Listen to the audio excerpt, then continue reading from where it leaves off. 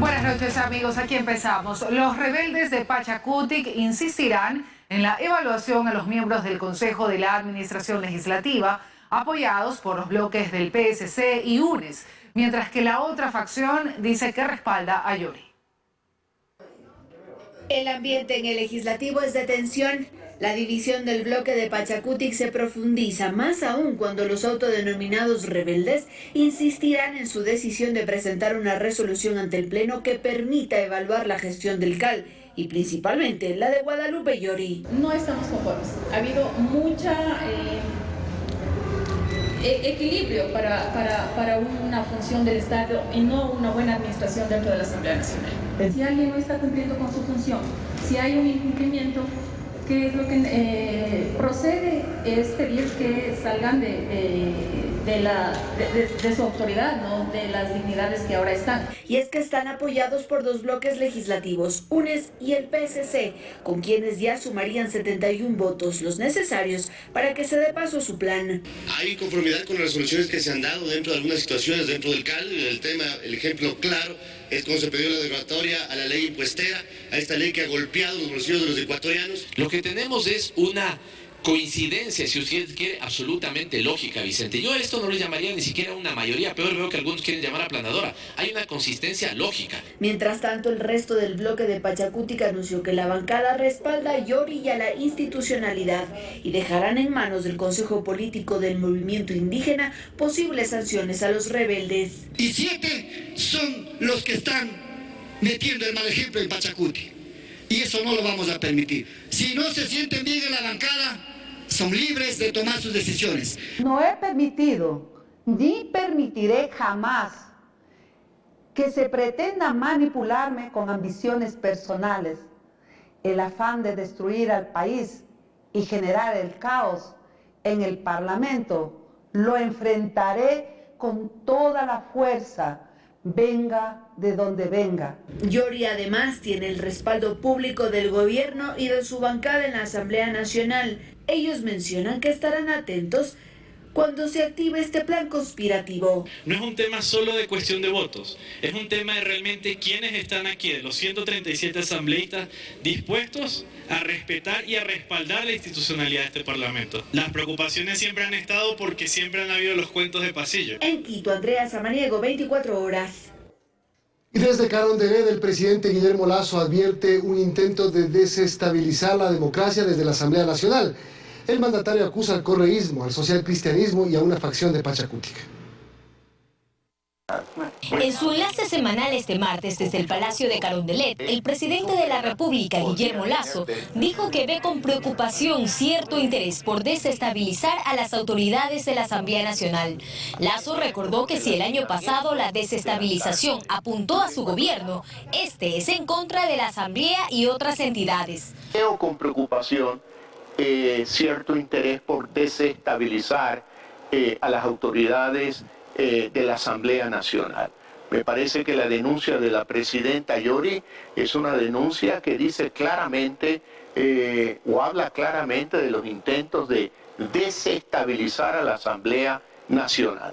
Que ahora los triunviros de la conspiración caminan por la Asamblea Nacional planteando juicios políticos a la superintendenta de bancos Ruth Arregui, al contralor subrogante Carlos Riofrío, al procurador del Estado Íñigo Salvador, al Consejo Nacional Electoral, al Consejo de la Judicatura y al Consejo de Participación Ciudadana. Si ellos logran su objetivo, lo que están es desestabilizando la democracia ecuatoriana y tenemos que impedirlo. Por eso, mi respaldo a la presidenta de la Asamblea Nacional. El primer mandatario cree que todavía no hay los 70 votos para que empiece a operar una eventual mayoría entre la Unión por la Esperanza, el Partido Social Cristiano y la facción disidente de Pachacutic, pero hace una advertencia.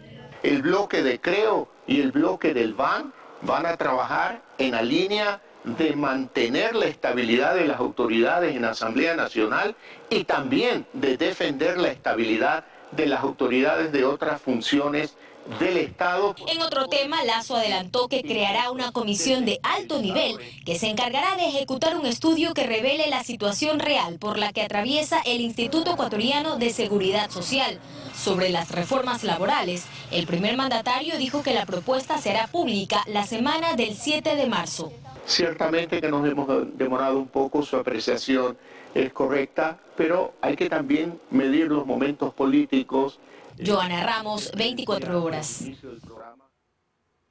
Y el gobierno remitió hoy finalmente a la Asamblea el proyecto de ley de atracción de inversiones con carácter de urgente en materia económica. Su principal objetivo es crear empleo a través de la inversión extranjera en el país. Sobre las 5 de la tarde de este martes llegó a la Asamblea el segundo de los 3 proyectos en los que se dividió el megaproyecto de generación de oportunidades. El gobierno busca ahora, a través de la atracción de inversiones, generar trabajo en el país.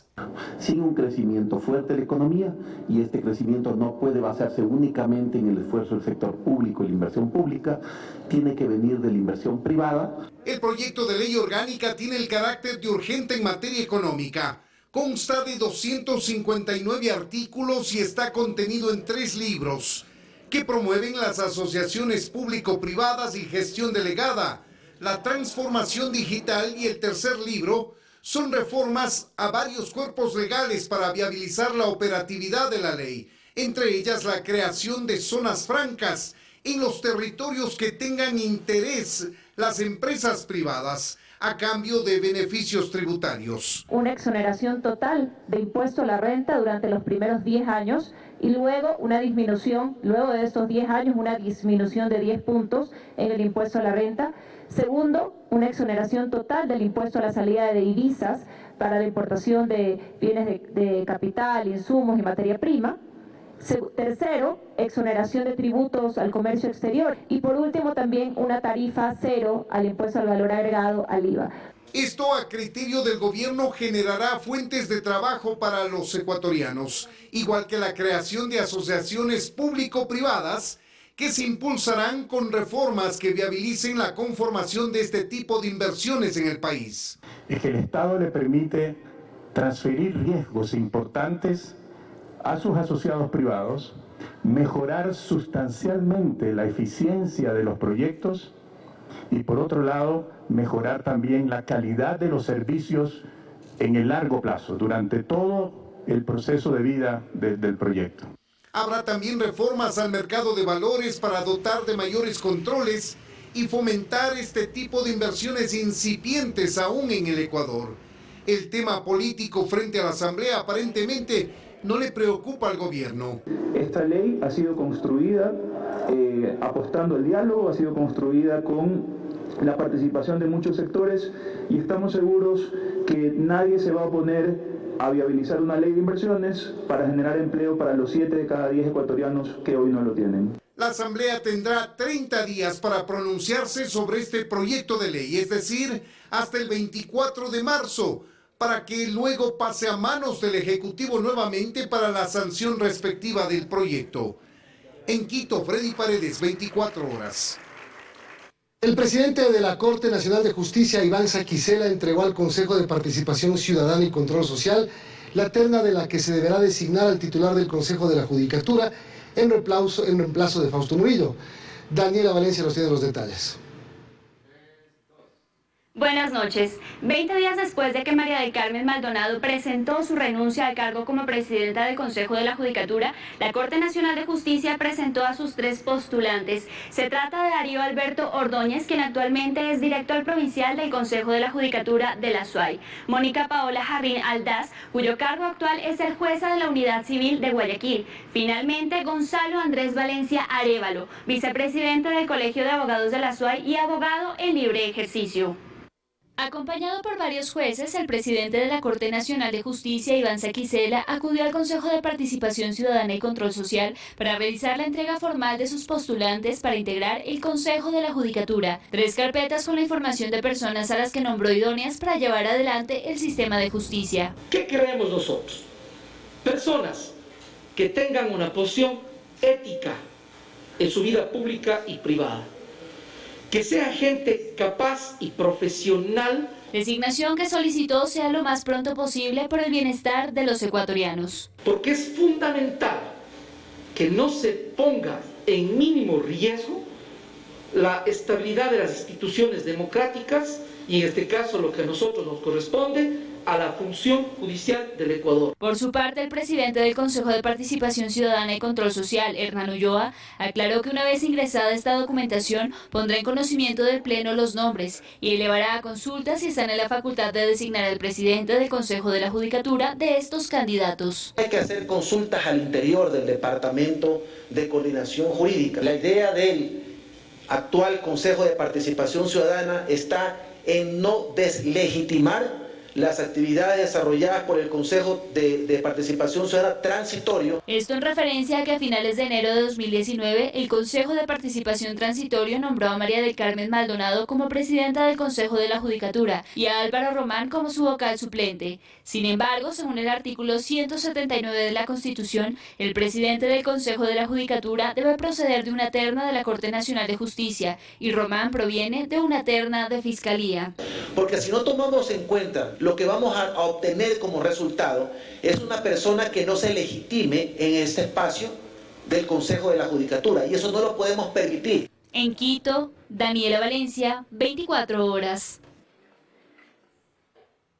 Con 85 votos de los bloques legislativos de UNES, Pachacútec y la Izquierda Democrática, se resolvió destituir y censurar a la superintendente de bancos, Ruth Arregui, por incumplimiento de funciones en 8 causales que se presentaron en este juicio político, como por ejemplo, por la falta de control a las entidades bancarias en la renegociación de los bancos y sus clientes durante la pandemia, y por la falta de control a los bancos por las denuncias ciudadanas sobre presuntos fraudes por medios digitales. El informe irá a las autoridades de control para que investiguen ciertos delitos penales en contra de Arregui, quien además no podrá ejercer cargo público durante 2 años.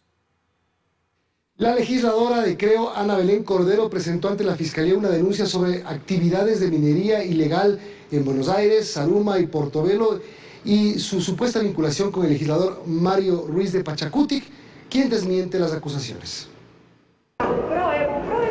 Ana Belén Cordero mostró este cuaderno, una recibera y un informe de inteligencia que señalarían los nexos directos de la minería ilegal en el país con asambleístas y asesores. Se menciona constantemente al asambleísta Mario Ruiz, se menciona constantemente a quien se hace llamar su asesor, el señor José Ayala. Si es que estamos contra la minería, debemos estar contra todo tipo de minería y ser transparentes en ello. Entonces, en realidad vamos a ver por qué esos pagos, hay pagos grandes en eventos que se hacen, eventos antiminería en estas poblaciones. ¿Por qué aparecen esos nombres? Porque es el común denominador. Mencionó además que hay una relación de la minería ilegal en las provincias de El Oro, Imbabura y Napo. De hecho, en este cuaderno anotan con mucho orgullo cuántas minas están produciendo. Voy a dar lectura. Santa Lucía, El Cristal, El Jordán, El Triunfo y Buenos Aires. Más o menos de lo que se deriva de estos cuadernos pueden producir semanalmente $600.000. Cordero trasladó toda esta información a la Fiscalía a través de una denuncia para que se realicen las investigaciones respectivas, algo que conminó el legislador Mario Ruiz y dijo que da luz verde para que revisen sus cuentas. Las cuentas de mis padres, de mis hermanos, de mis familiares, a ver si hay algún depósito irregular. Estas manos no se han manchado, no he robado nada, lo que les robo ahora es el sueño al gobierno. Por esa razón sostiene que hay persecución en su contra. Y quiere intimidarnos y callarnos porque nosotros le estamos dando una oposición firme, franca y con alternativas. Ruiz no descartó impulsar un proceso disciplinario contra Cordero ante el Consejo de la Administración Legislativa. En Quito, Andrea Samaniego, 24 horas. Se declaró en emergencia a la provincia de Pichincha por el fuerte temporal invernal. Las autoridades analizan la posibilidad de cerrar varias vías en el feriado si las lluvias continúan. En la vía Loac Santo Domingo aún podemos ver los rezagos que dejaron las fuertes lluvias del fin de semana. En algunas zonas encontramos señaléticas destruidas, árboles en plena carretera y hasta vehículos que fueron arrastrados a la pendiente y que aún no pueden ser rescatados. Por estos hechos y otros registrados en varios cantones de la provincia, la prefecta Paola Pavón sostuvo que se declaró la emergencia en Pichincha. Muchísimos deslaves. Hemos tenido que desplazar todo nuestro equipo, todo nuestro contingente y esa ha sido la motivación para declarar emergencia a la provincia de Pichincha. Esta declaratoria les permite a las autoridades cerrar las vías en caso de que los riesgos persistan en algunas zonas. La vía Loac, por ejemplo, este martes, amaneció cerrada hasta las 6 de la mañana. Pedir muchísima paciencia y comprensión. No cerramos la vía porque queremos, cerramos la vía porque es insegura para quienes la transitan. Nuestra prioridad es garantizar la vida de los ciudadanos y ciudadanas. Y que analizan la posibilidad de cerrar esta vía y la que conecta Calacalí con Nanegalito en feriado, si es que las lluvias continúan durante esta semana, por seguridad de los conductores. La inspección inicia a las 5:30 de la mañana, se hace una evaluación de toda la vía y ahí tomamos la decisión si es seguro o no que el transporte pesado y obviamente los vehículos livianos puedan pasar. Según Pavón, los cantones más afectados por las lluvias de estos últimos días son Quito, Rumiñahui, San Miguel de los Bancos y Mejía. En Quito, Paul Coello, 24 horas. Más noticias, ni el SRI sabe con certeza el dinero que mueven las páginas de apuestas deportivas en Ecuador. Estas empresas como Betcris y Ecuabet están domiciliadas fuera del país, por lo que no pagan impuestos. Está con nosotros nuevamente Dayana Monroy para contarnos, Dayana, ¿cuánto deja de recibir el Estado en impuestos? Milton, amigos, muy buenas noches. Calcularlo es realmente difícil, pues no sabemos cuánto dinero mueven en Ecuador. Pero en Colombia, donde esta actividad está regulada, el Estado recibió 102 millones de dólares en 2020. Con este dinero, el gobierno ecuatoriano podría, por ejemplo, abastecer de medicinas a todo el país, que tanta falta hace. Veamos el reportaje. Están aquí, pero no están aquí. Esa es la situación de las plataformas de apuestas deportivas que vemos en todos lados, pero que para el servicio de rentas internas simplemente no están, pues no están domiciliadas en Ecuador. Por ejemplo, en el caso de Betcris, una de las plataformas más grandes, está domiciliada en Malta y en Estados Unidos. Y aunque obtienen grandes ingresos en Ecuador, no pagan impuesto a la renta. Por ende, tampoco pagan impuesto a la salida de divisas. Este es el beneficio que tienen al menos 8 plataformas de apuestas deportivas a nivel nacional. Y al ver estas ventajas, muchas más comienzan a aparecer. Que conozcan nuestra plataforma para que puedan preferirnos. ¿Cuánto dinero está dejando de recibir el Estado? Es una gran pregunta. La otra es ¿cuánto dinero mueven? El testimonio de Luis nos podría ayudar a comprenderlo. Solo él ha apostado $60,000 desde que comenzó a jugar. Nos dice que todos sus amigos están dentro. O sea, dentro de todos mis amigos, compañeros y todo mi entorno, todo el mundo conoce de las apuestas. El único registro que existe sobre la actividad de estas plataformas es el del IVA, que por cierto no lo pagan los dueños de estas plataformas, sino el que apuesta. Pero ¿qué pasa con la renta? ¿Quién se lleva las ganancias que por lo que vemos son altas? Lo que sabemos es que es alguien que no es el Estado. No es competente el servicio de rentas internas por lo que le indicaba, porque no es un residente en el Ecuador. Y algo mucho más grave, ni siquiera el servicio de rentas internas sabe cuánto dinero mueven estas plataformas. Tenemos el consolidado de cuánto fue que el banco hizo la retención como base disponible para ese 12%. Nosotros le tenemos mapeado, no le podría dar el dato porque, como le decía, es un dato que tiene la calidad de reserva de la información. Pero lo cierto es que no todos los pagos se hacen a través de las plataformas, pues se puede pagar en efectivo o incluso a través de estas cuentas de personas naturales, que tienen hasta 7 cuentas bancarias y que a ninguna autoridad parece llamarle la atención. Sí me gustaría, estimada Dayana, que los datos muy interesantes que usted tiene nos pueda hacer llegar, especialmente de esta operación que me hice a través de personas naturales. Desde el Servicio de Rentas Internas nos dicen que ellos hacen controles a través de los gastos de los contribuyentes para saber si están recibiendo dinero que no reportan. Pero revisamos el pago de impuesto a la renta de estas personas y jamás han reportado ingresos. Pago de impuesto cero se registra en todos los casos. En la casa de apuestas que visitamos, nos validan que una forma de apostar es a través de estas personas naturales. Estas cuentas ¿Son seguras, son oficiales, que yo podría transferir o...? Claro, sí. Si usted deposita con ellos, tiene que retirar con ellos, porque ellos son franquiciados. Y como las autoridades del país parecen no saber cuánto dinero mueven estas plataformas, tampoco saben de dónde sale el dinero o hacia dónde va. El país ha olvidado que este tipo de situaciones generan mucho dinero. Alguien más lo está recibiendo. Les planteamos otra idea para entender cuánto dinero podrían estar moviendo. El auspicio de uno de los equipos más grandes del país al que patrocinan cuesta hasta $3 millones. Estas plataformas son auspiciantes de al menos 3 de estos equipos y hasta la liga profesional del país lleva su nombre. Podríamos también revisar el dinero que mueven estas apuestas deportivas en línea en Colombia, donde sí pagan impuesto a la renta, pues esta actividad está regulada. Según Coljuegos, en 2020, las apuestas por internet superaron los $2.256 millones en ese país y el Estado colombiano recibió 102 millones como pago de impuestos. Si en Ecuador se regulara esta actividad, esos 102 millones alcanzarían para abastecer de medicinas a todo el país. Hace 3 semanas el presidente de la República aseguró que ya hay avances para cobrar tributos a aquellas empresas que están domiciliadas fuera del país, aunque desde el Servicio de Rentas Internas aseguran que no hay cómo. Yo vivo en el exterior, pero tienen grandes negocios en el Ecuador, no puede ser que no paguen impuestos en el Ecuador. Estas plataformas, pese a estar domiciliadas fuera, tienen representantes visibles en Ecuador.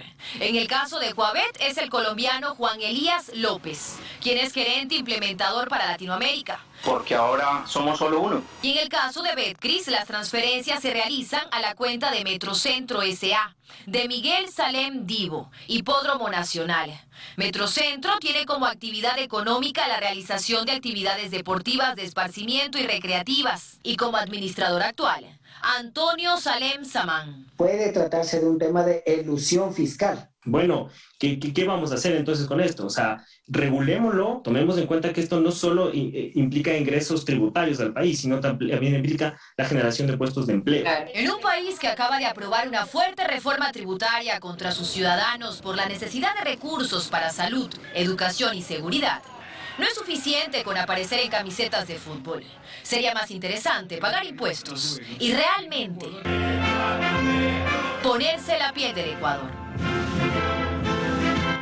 Y si esta actividad fuera legal, con lo recaudado el gobierno podría suplir lo que la clase media paga tras el incremento del impuesto a la renta. Pero estamos en Ecuador, donde según vemos las millonarias empresas no pagan impuestos, pero los mismos de siempre sí.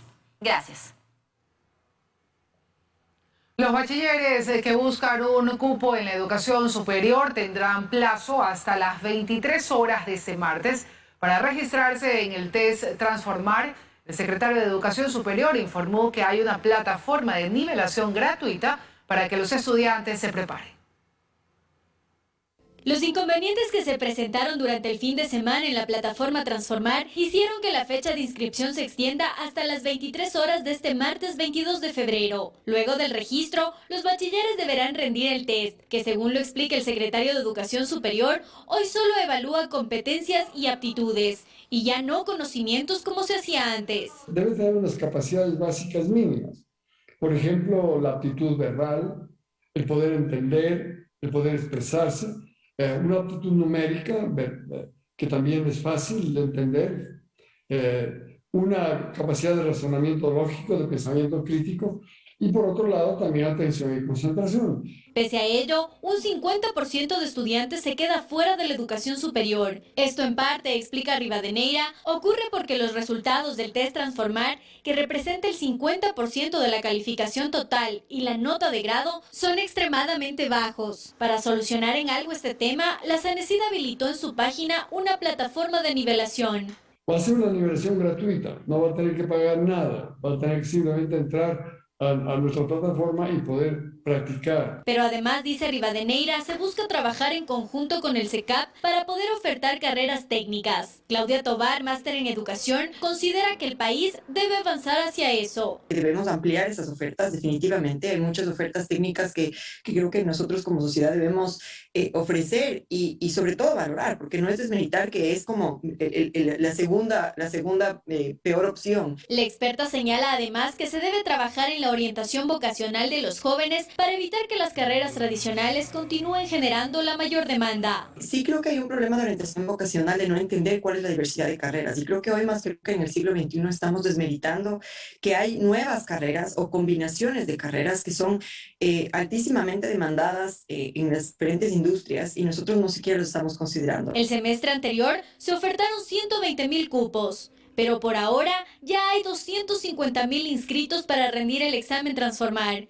Es decir, un alto número una vez más quedará fuera de la educación superior. En Quito, Belén Merizalde, 24 horas. Más noticias. Al Hospital del Niño Francisco de Icaza Bustamante de Guayaquil, que está a cargo del Ministerio de Salud, entregaron un fármaco para el tratamiento de niños con leucemia que está a punto de caducar. El Ministerio de Salud ha manifestado que va a investigar.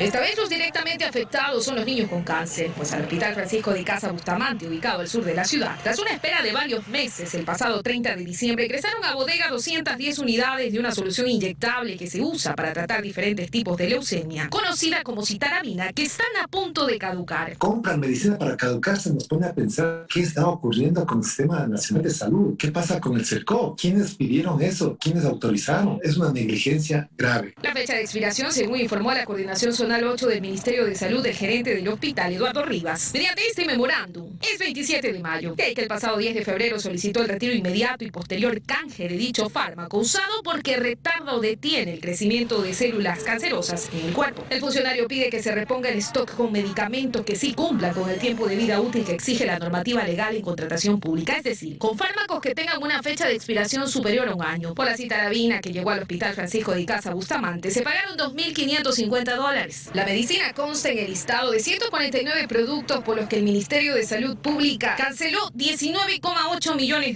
como parte del plan de emergencia para solucionar el grave problema de desabastecimiento de medicinas que la red atraviesa. La empresa pública de la Universidad Técnica de Ambato, contratada por dicha cartera de Estado, la adquirió bajo la modalidad de compra centralizada. Hay total irresponsabilidad por parte del Estado. ¿Quién es la Universidad de Ambato manejando temas oncopediátricos u oncológicos en forma general? ¿Con qué aval demuestra la irresponsabilidad de improvisados manejando salud pública con intereses creados? Lamentablemente, donde no hay ningún escrúpulo para la vida de los ciudadanos. Ante esto, vía Twitter, el Ministerio de Salud Pública difundió un comunicado en el que se señala que los medicamentos fueron retirados, que se hará una investigación sobre las razones por las cuales la gerencia de esta casa de salud aceptó el lote de medicinas a punto de caducar, y también un reclamo formal a la empresa pública que gestionó los fármacos para que los restituya inmediatamente. Pero no es el único particular. En este otro documento, además, el gerente del Hospital Francisco de Icaza Bustamante le hizo conocer a la Coordinación Zonal 8 del MSP que la misma empresa pública le envió 27.210 dosis de letrozol, un fármaco que se utiliza para tratar el cáncer de seno y la menopausia, y al no ser parte de los requerimientos de un hospital dedicado a atender a niños, solicitó que sea retirado. Sobre esto, el ministerio no se ha pronunciado. Luisa María Heredia, 24 horas.